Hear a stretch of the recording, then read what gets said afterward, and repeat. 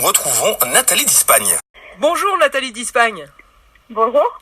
Alors on vous appelle en Suède. Vous êtes où exactement en Suède? Alors moi je suis tout au sud de la Suède, près du Danemark, dans une petite ville qui s'appelle Lund. Le sud de la Suède, ça reste quand même le nord de l'Europe. Oui, c'est pas faux.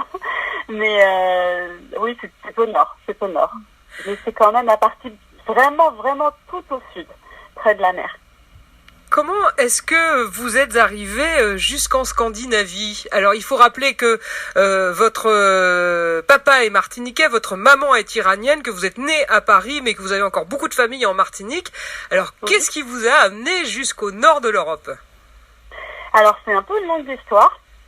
Tout d'abord ça a commencé à peu près une vingtaine d'années. J'ai décidé de partir en Afrique, au Niger, pour faire un service humanitaire, et je voulais vraiment dédier une année de ma vie pour aider les autres. Et ça a changé ma vie pour toujours en fait. J'ai été très touchée par la situation des enfants là-bas particulièrement. Le Niger, c'est un des pays les plus pauvres du monde, et ça m'a énormément touchée. Donc j'ai voulu, en fait, quand je suis revenue du Niger, je pouvais plus vivre ma vie pour moi en fait. Il fallait vraiment que je fasse quelque chose pour les aider et aider les gens. Donc j'ai décidé de par la suite de créer quelque chose avec ma passion à l'époque qui était la danse. Et je voulais faire quelque chose qui allierait en fait la danse et l'humanitaire. Donc après ça, je suis allée me former en tant que danseuse professionnelle à New York. J'ai passé 5 ans à New York. J'ai étudié à Broadway Dance Center, une des grandes écoles de New York. J'ai pu travailler là-bas en tant que danseuse professionnelle, chorégraphe, professeur de danse. Et j'ai créé donc mon organisation que j'ai appelée Mamachi, qui est une organisation à but non lucratif et dont le but est de allier la danse et avec l'éducation, les échanges culturels avec les projets humanitaires, et qui a le but de promouvoir l'unité dans la diversité et aider les jeunes à développer leurs capacités et leurs talents. Pourquoi Mamachi? Alors Mamachi, c'est un mot en germain, une des langues du Niger, et ça veut dire, alors en français je ne saurais pas bien le traduire, mais ça veut dire en anglais c'est listen up, venez écouter.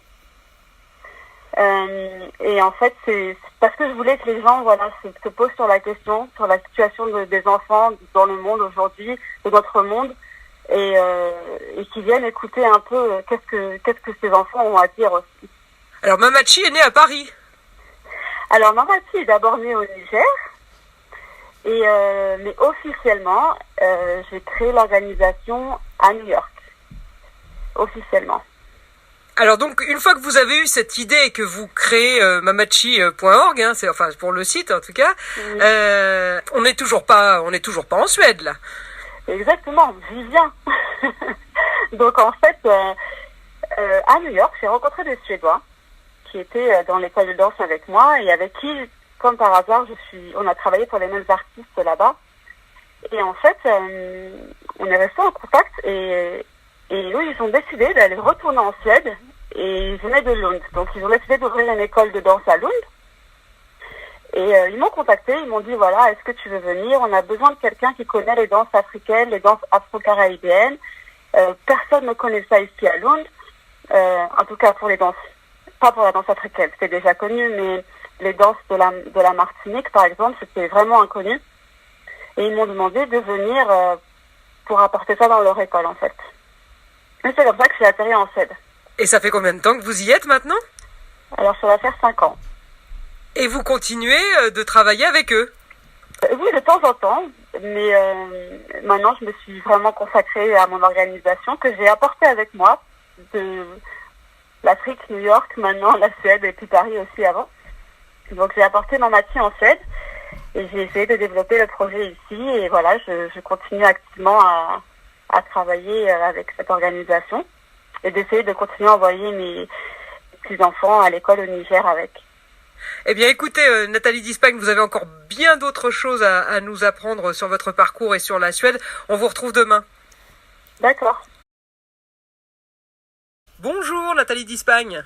Bonjour. On vous retrouve donc à Lund, dans l'extrême sud de la Suède, où vous mettez en pratique un vieux rêve en quelque sorte que vous avez découvert au Niger, votre envie d'aider les enfants et d'allier votre passion de la danse à cette démarche. D'où la création de Mamachi, votre association avec laquelle vous travaillez toujours en Suède. Vous êtes installé là-bas depuis 5 ans. Alors, en quoi ça consiste exactement cette association ?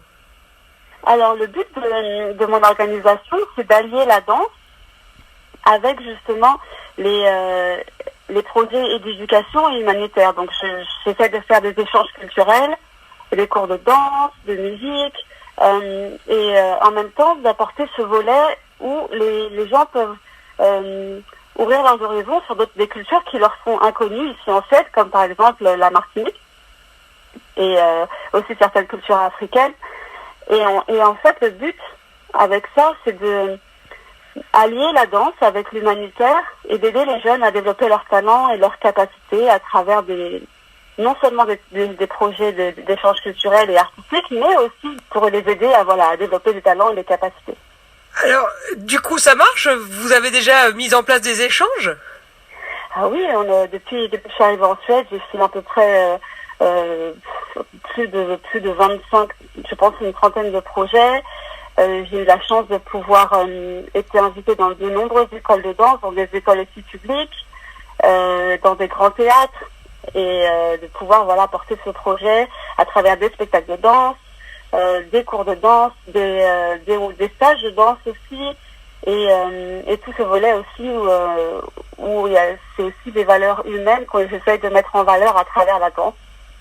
Ce que je veux faire, c'est plutôt une introduction au folklore martiniquais et essayer d'enseigner le folklore martiniquais. Donc le folklore, ça inclut, il y a du ballet, il y a de la mazurka, de la biguine, les danses traditionnelles, mais aussi j'aime parler des coutumes vestimentaires, également les coutumes et traditions culinaires de la Martinique par exemple, et aussi j'aime aussi beaucoup apporter la partie historique et anthropologique de l'île.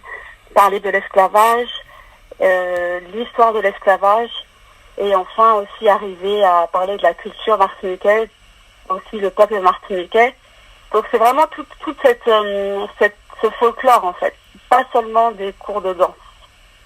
Alors, on sait qu'il y avait une polémique qui était née, puisque vous êtes très actif sur les réseaux sociaux, et puis vous présentiez un petit peu votre travail sur la danse et sur le ballet, et puis vous avez eu droit à des commentaires pas très sympas sur le fait que c'était pas le vrai ballet, etc. Vous avez réagi comment à ce moment-là ?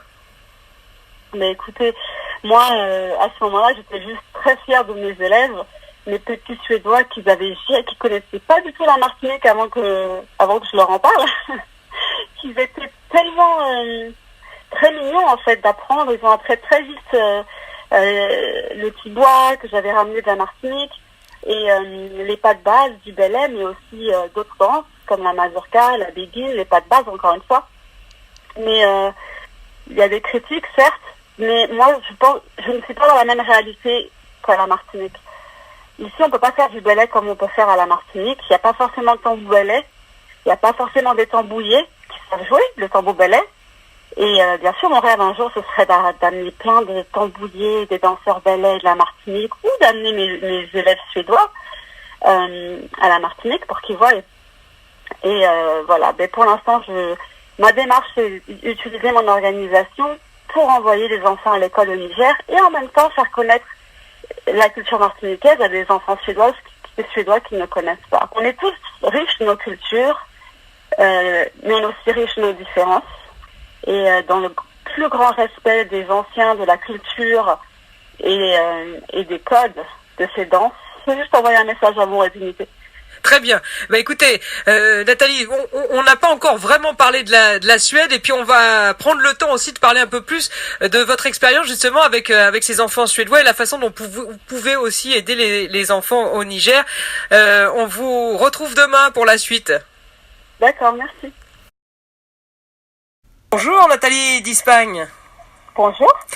On vous retrouve donc dans le sud de la Suède où vous avez monté une organisation qui propose de faire découvrir d'autres cultures aux jeunes Suédois, aux Suédois en général d'ailleurs, et notamment notre culture martiniquaise à travers les danses notamment, mais aussi l'histoire de la Martinique. Alors tout cela est né d'une expérience que vous avez eue au Niger et vous dites que d'ailleurs vous continuez de vouloir aider les enfants nigériens. Alors concrètement, comment ça se passe votre travail au quotidien?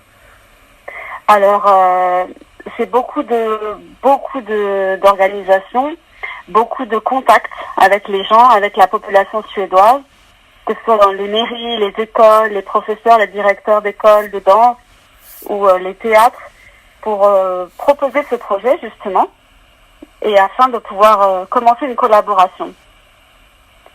Et donc ça paraît, vous intervenez par l'intermédiaire soit des écoles, soit d'autres centres culturels? Oui, ou alors ça peut être aussi des fois des business, des entreprises qui appellent et qui veulent avoir un espèce de workshop ou stage de danse. Alors, ça plaît beaucoup en Suède? Ah oui, alors la Suède, c'est un pays qui est un petit peu opposé à la culture martiniquaise. C'est toujours très calme, vraiment, bon, il n'y a pas beaucoup de soleil, donc c'est très différent. Donc effectivement, moi, à chaque fois que je viens et que j'apporte ça, je vois, je pense que ça apporte beaucoup de joie en fait aux gens, et ils en demandent vraiment d'avoir cette joie et ces tambours, ces petits bois qui résonnent, et donc ça c'est vraiment, je pense que ça apporte beaucoup de joie, et ils sont très intéressés aussi par la culture. Et moi, ça me touche tellement de voir des enfants suédois, blonds aux yeux bleus, qui sont là, qui essaient d'apprendre les pas, qui essaient d'apprendre le créole, et qui en plus le font pour aider des enfants du Niger par la suite. Ça, c'est magnifique. Moi, j'ai des enfants qui sont venus me voir après des spectacles. On a fait des spectacles, on a présenté certaines danses martiniquaises. Et j'ai des enfants qui ont été tellement touchés à la fin par leur effort et par leur objectif d'aider ces enfants du Niger, puisqu'on avait fait un spectacle de charité pour récolter de l'argent pour les envoyer à l'école. Ces enfants-là, après le spectacle, sont venus me voir, ils m'ont donné leur carré madras, ils m'ont donné leur jupe, et ils m'ont dit, s'il te plaît, envoie-les aux enfants du Niger parce qu'ils en ont plus besoin que nous. Et moi, pour moi, c'est ça qui me touche en fait. Vous êtes retournée au Niger depuis que vous y êtes allée donc toute jeune et que vous avez eu cette révélation en gros sur le sens de votre vie? Oui, bien sûr. Je suis retournée 2 fois déjà après pour peaufiner le projet, mamati, commencer, faire des recherches. Et voilà, donc là j'ai le projet d'y retourner très bientôt. Donc avec grande impatience. Donc oui, je suis en contact avec le Niger. Et vous voyez le résultat de l'aide que vous apportez? Ah oui, absolument. Je suis très touchée parce que j'ai 3 filles que j'envoie à l'école. Les parents ne peuvent pas lire. Ils sont au village, ils n'ont rien pratiquement. Et j'ai vraiment les notes. Je sais que par exemple mes élèves avaient des difficultés en mathématiques et en français. J'ai décidé de leur payer des cours de soutien en français et en maths pour qu'elles aient des chances de réussir leur BEPC. Et je suis très fière d'elles parce qu'elles ont réussi leur BEPC malgré leurs lacunes en français et en mathématiques, puisqu'elles n'ont pas commencé l'école tôt et elles n'ont pas forcément le français à la maison puisqu'ils parlaient langue locale au village avec leurs parents. Et de voir qu'elles ont fait ces efforts de venir tous les jours, 45 minutes sous la chaleur, pour prendre les cours de soutien, pour réussir le BEPC, et qu'elles l'ont réussi, ça me touche. Et maintenant, elles viennent d'arriver au lycée. Je suis très fière d'elles. Eh ben, écoutez, Nathalie d'Ispagne, comme vous avez beaucoup de choses à nous raconter, si vous êtes d'accord pour revenir une 4e fois, eh bien, on vous accueille demain. D'accord, merci. Bonjour, Nathalie d'Ispagne. Bonjour. Alors Nathalie d'Ispagne, on vous entend parler depuis 3 jours, avec parfois quelques hésitations, parce que donc je rappelle que vous êtes, que votre papa est martiniquais, que votre maman est iranienne, que vous habitez la Suède et que vous travaillez avec le Niger. Ça fait quand même beaucoup de mélange. Effectivement, oui, c'est un beau petit cocktail. Et moi, j'ai grandi dans une triple culture. J'ai la chance de m'imprégner de la culture africaine en habitant là-bas. Et et c'est une richesse. C'est une richesse. J'ai pu apprendre plusieurs langues, j'ai pu connaître différentes cultures et moi je vois le monde comme ça. Je vois le monde comme un beau jardin avec plusieurs types de fleurs, des plantes, des couleurs différentes. Et c'est un jardin pour moi qui est magnifique. On sait que c'est par hasard que vous avez atterri en Suède, mais est-ce que finalement la Suède est le pays où c'est le plus facile de mener ce genre d'action ? Oui, en fait, comme dans tous les pays, il y a des difficultés et des choses qui sont plus faciles. C'est vrai que ici, la difficulté, par exemple, c'est de susciter l'intérêt parce que c'est des cultures qui sont inconnues. Mais en même temps, c'est vrai que les Suédois sont quand même des gens qui sont très ouverts d'esprit, qui veulent vraiment, qui aiment découvrir justement les autres cultures et qui sont très généreux, qui aiment beaucoup participer aux choses qui sont pour les projets humanitaires, par exemple, et d'éducation. Et je pense qu'en arrivant avec cette démarche-là aussi, c'est plus facile de susciter l'intérêt. Parce que pour être ensemble, faire quelque chose ensemble, en fait, de positif. Et pour vous, Nathalie Dispagne, lorsque vous êtes arrivée en Suède, comment s'est passée l'acclimatation ? Est-ce que c'est pas difficile ? C'est quand même assez différent des conditions de vie que vous avez connues avant. Oui, au début, ça a été assez difficile. Je suis arrivée en plein hiver. Et puis, il faisait gris tout le temps, nuit tout le temps. Il n'y avait pas un bruit dehors. Et c'est vrai qu'au début, c'était assez difficile. J'ai voulu apprendre le suédois, puisque j'aime bien apprendre la langue quand j'arrive dans une culture. Et donc après, ça a été un peu plus facile quand j'ai appris le suédois. C'est vrai que l'alimentation était un peu difficile au début, mais au fur et à mesure, maintenant que je comprends un petit peu comment la Suède fonctionne, c'est un très beau pays. Il a vraiment du charme. Un charme scandinave. Ce calme, cette plénitude. C'est très beau aussi. Ça a son charme. Moi, j'ai grandi à la Martinique aussi. Pour moi, la beauté de la mer de la Martinique avec toutes ces vagues, c'est pas comparable. Mais maintenant, j'apprends à apprécier qu'ici, la mer, elle est toute plate, il n'y a pas de vagues. C'est comme un petit lac et ça a ce côté reposant, en fait. Et le folklore, alors, suédois, par exemple, il y a des danses ou des choses que vous avez pu apprendre aussi, à l'inverse ? Oui, alors il y a des traditions, effectivement. Pour l'arrivée de l'été, ils font une danse, on appelle ça Midsommar. Et ils tournent autour d'un grand pôle avec des fleurs, beaucoup de fleurs, et toutes les filles ont des fleurs dans les cheveux, et ils font une danse spécifique.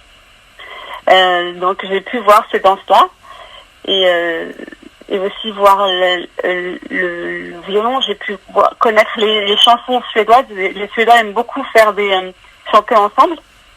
Donc j'ai pu connaître certaines chansons suédoises assez connues, et ça m'a fait plaisir de découvrir aussi ce côté-là.